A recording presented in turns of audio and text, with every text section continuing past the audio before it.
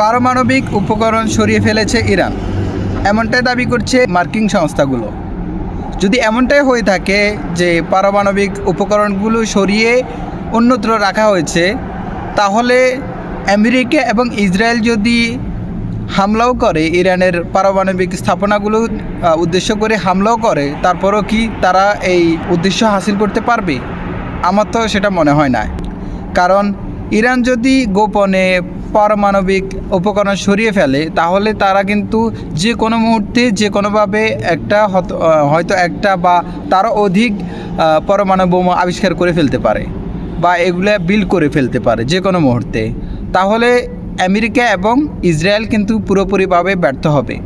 এখন তারা ইরানের উপরে চাপ সৃষ্টি করছে যে তোমরা আসো, আমাদের সাথে চুক্তি করো যে তোমরা পারমাণবিক বোমা বানাবে না। কিন্তু যদি গোপনে ইরান এই পারমাণু বোমা বানিয়ে ফেলতে পারে, তাহলে কিন্তু যুদ্ধের মোড়টাই পুরোপুরি ঘুরে যাবে। কারণ তখন আমেরিকা এবং ইসরায়েল এই চুক্তির জন্য যাবে না যে তোমরা পারমাণবিক অস্ত্র বানাতে পারবে না। তখন তারা এই চুক্তির জন্য যাবে যে তোমরা এই পারমাণবিক বোমা আমাদের বিরুদ্ধে ব্যবহার করতে পারবে না, অথবা তোমাদের যে প্রক্সি বাহিনী আছে, হুথি বিদ্রোহী আছে, তাদেরকে তোমরা এই অস্ত্র দিবা না, হামাস আছে তাদেরকে তোমরা এই অস্ত্র দিবা না, হিজবুল্লাহ আছে তাদেরকে তোমরা এই অস্ত্র দিবা না। এমন চুক্তির জন্য তখন ইসরায়েল এবং আমেরিকা তোড়জোড় শুরু করবে। তো বন্ধুরা, যদি এমনটাই হয়ে থাকে যে গোপনে ইরান তাদের পারমাণবিক উপকরণগুলো সরিয়ে ফেলেছে, তাহলে কিন্তু আমরা আশা করি হয়তো যদি এই যুদ্ধ কিছুটা লেন্থি হয়, কিছুটা লম্বা সময় ধরে এই যুদ্ধ চলতে থাকে, হয়তো আমরা আশা করি যে এরই মধ্যে তারা একটা পারমাণবিক পরীক্ষা সফলভাবে চালাবে এবং তারপরে কিন্তু যুদ্ধের মোড়টা ঘুরিয়ে যাবে। কারণ হচ্ছে তাদের ইরানের এখন বাঁচার একমাত্র পথ হচ্ছে পারমাণবিক অস্ত্রে।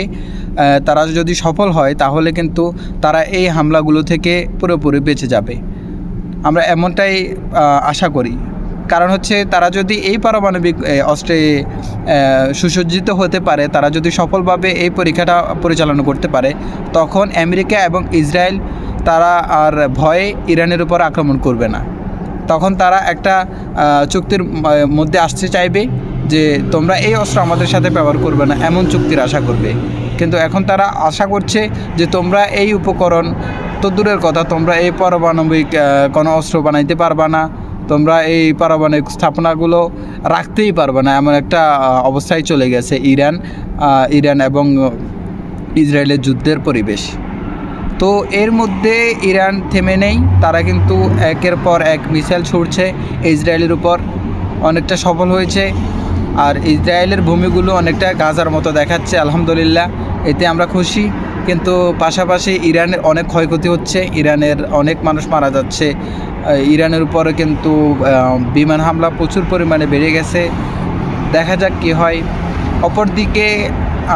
অপরদিকে আমেরিকা তাদের বোম্বার বিমান নিয়ে প্রস্তুতি নিয়ে রাখছে, যে কোনো মুহূর্তে হামলা করে দিতে পারে। যদিও তারা 2 সপ্তাহ সময় চেয়েছে যে আমরা 2 সপ্তাহ পরে যুদ্ধে জড়াবো নাকি জড়াবো না সেই সম্পর্কে বিস্তারিত জানাবো, তারা এমনটাই বলেছে। কিন্তু আমেরিকাকে বিশ্বাস করা এত সহজ না।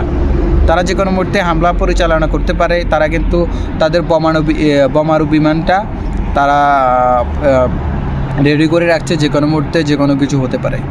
তো সাথে থাকুন, আমাদের চ্যানেলের সাথে থাকুন সর্বশেষ খবরগুলো জানার জন্য। ধন্যবাদ।